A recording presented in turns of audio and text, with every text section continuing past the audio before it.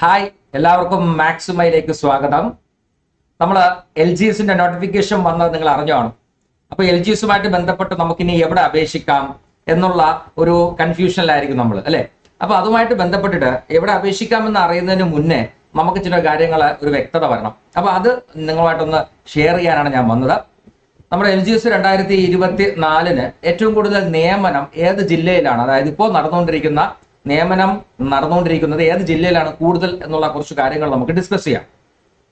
L G എസിന്റെ നിയമന നില നോക്കിയാൽ 2017 8255 പേരെയാണ് നിയമിച്ചത്. 2017 കാലഘട്ടത്തില് 8255 പേരെയാണ് 3 വർഷം കൊണ്ട് നമ്മൾ നിയമിച്ചത്. എന്നാൽ അന്നത്തെ റാങ്ക് ലിസ്റ്റിൽ ഉൾപ്പെട്ടവർ 46,285 പേരാണ്. അപ്പൊ 46,285 പേർ ഉൾപ്പെട്ടപ്പോ അതിന് 8,255 പേർക്ക് നിയമനം ലഭിച്ചു. എന്നാൽ 2019 സംഭവം ചോദിച്ചാൽ അവിടെ റാങ്ക് ലിസ്റ്റിൽ ഉൾപ്പെട്ടവർ എന്ന് പറയുന്നത് 16,227 പേരാണ്. അപ്പോ കഴിഞ്ഞ 2017 സാധ്യത വെച്ച് നോക്കുമ്പോൾ ഏകദേശം ഒരു 8,000-നും 8,500-നും ഇടയ്ക്ക്, അല്ലെങ്കിൽ കൂടിപ്പോയാൽ ഒരു 8,000-നും 9,000-നും ഇടയ്ക്കായിരിക്കണം നിയമന സാധ്യത എന്ന് പറയുന്നത്. പറഞ്ഞ മനസ്സിലായോ? അപ്പൊ ഒരു കാര്യം നമ്മൾ മനസ്സിലാക്കേണ്ടത്, കഴിഞ്ഞ വർഷം അല്ലെങ്കിൽ 2017 നടന്ന നിയമനത്തിന്റെ ഒരു ഇരട്ടിയോളം മാത്രമാണ് റാങ്ക് ലിസ്റ്റിൽ 2019 ഉൾപ്പെട്ടതെന്നതാണ് നമ്മൾ മനസ്സിലാക്കേണ്ടത്. ക്ലിയർ ആണോ? അപ്പൊ എന്ന് പറഞ്ഞാൽ നമ്മൾ നല്ല കട്ടയ്ക്ക് അടിപൊളിയായിട്ട് പഠിച്ച് പരമാവധി റാങ്ക് ലിസ്റ്റിൽ മുന്നോട്ട് വന്നാൽ മാത്രമേ നമുക്കൊരു ലിസ്റ്റിലെങ്കിലും കയറാൻ സാധിക്കൂ എന്നത് പറഞ്ഞത് മനസ്സിലാക്കുക. ഇനി നമുക്ക് ലാസ്റ്റ് ഗ്രേഡിന്റെ നിയമന ശുപാർശകള് ജില്ല തിരിച്ചു കൊടുത്തിട്ടുണ്ട്, അത് നമുക്കൊന്ന് നോക്കാം. അതായത് നമ്മുടെ തിരുവനന്തപുരം ജില്ലയിൽ 2017 1023 പേർ, അതായത് 1000-ന് പുറത്ത് പോയ ഏക ജില്ല എന്ന് പറയുന്നത് തിരുവനന്തപുരം ജില്ലയാണ്. ക്ലിയർ ആണോ? പിന്നെ അതുപോലെ 500-ന്റെ മേലെ പോയത് നമ്മുടെ കണ്ണൂർ 573 പോയിട്ടുണ്ട്. പിന്നെ അതുപോലെ 786 കോഴിക്കോട് പോയിട്ടുണ്ട്. പിന്നെ 695 മലപ്പുറം, 675 പാലക്കാട്, 697 തൃശ്ശൂർ, അതുപോലെ 819 എറണാകുളം. എനിക്കൊന്ന് രണ്ടാം സ്ഥാനത്ത് എന്ന് പറയുന്നത് നമ്മുടെ എറണാകുളമാണ് ഏറ്റവും കൂടുതലായിട്ട് അതിനുശേഷം പോയത്. അതായത് ഏറ്റവും കൂടുതൽ പോയത് തിരുവനന്തപുരവും, രണ്ടാമത്തത് എറണാകുളമാണ് എന്നതും മറക്കണ്ട.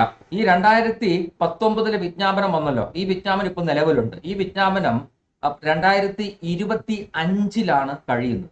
അപ്പൊ 2025 വരെ എടുക്കുന്ന ഒരു കണക്കനുസരിച്ചാണ് നമ്മൾ നേരത്തെ പറഞ്ഞ 8,000-നും 9,000-നും ഇടയ്ക്കുള്ള ഒരു ഒരു നിയമന സാധ്യത ഉണ്ട് എന്ന് പറയുന്നത്.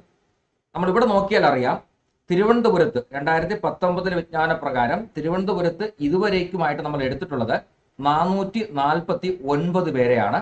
കൊല്ലത്ത് അതുപോലെ 340 പേര്, പത്തനംതിട്ട 200, ആലപ്പുഴ 232, അതുപോലെ കോട്ടയം 254, ഇടുക്കി കുറവാണ് 182, എറണാകുളം 370 വരെ എത്തിയിട്ടുണ്ട്. തൃശ്ശൂർ അതുപോലെ അടുത്തുണ്ട് 307, അതുപോലെ പാലക്കാട് അടുത്ത് ഇപ്പോൾ 295, മലപ്പുറത്ത് 338 പോയിട്ടുണ്ട്, കോഴിക്കോട് 313 പോയിട്ടുണ്ട്, വയനാടാണ് ഏറ്റവും കുറവ് 124, കണ്ണൂർ 302, അതുപോലെ കാസർഗോഡ് 151.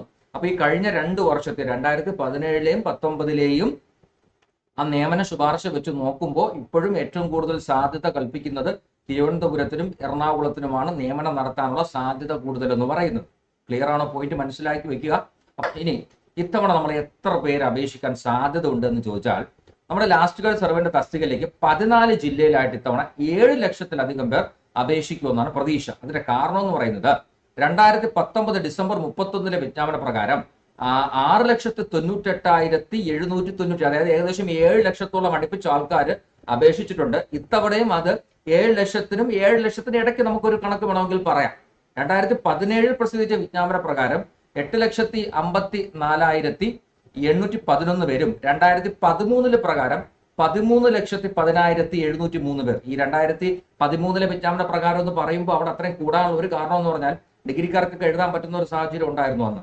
ഓക്കെ, അപ്പൊ 2013 സാഹചര്യം അല്ല ഇപ്പൊ നമുക്ക് നിലവിലുള്ളത്. ഇപ്പോൾ 7ാം ക്ലാസ് തത്തുല്യമായ +2 പാസ്സായ, ഡിഗ്രി പാസ്സാകാത്ത ആൾക്കാർക്കാണ് ഇപ്പോൾ എഴുതാൻ സാധിക്കുന്നത്. അങ്ങനെ ഈ ഒരു കണക്കനുസരിച്ച് കഴിഞ്ഞ 2019 ഒരു 7 ലക്ഷത്തിന് അടുപ്പിച്ചാണെങ്കിൽ ഇത്തവണ നമുക്കൊരു 7 ലക്ഷത്തിനും 7 ലക്ഷത്തിനും ഇടയ്ക്ക് നമുക്ക് എന്ത് ചെയ്യാം, പ്രതീക്ഷിക്കാം.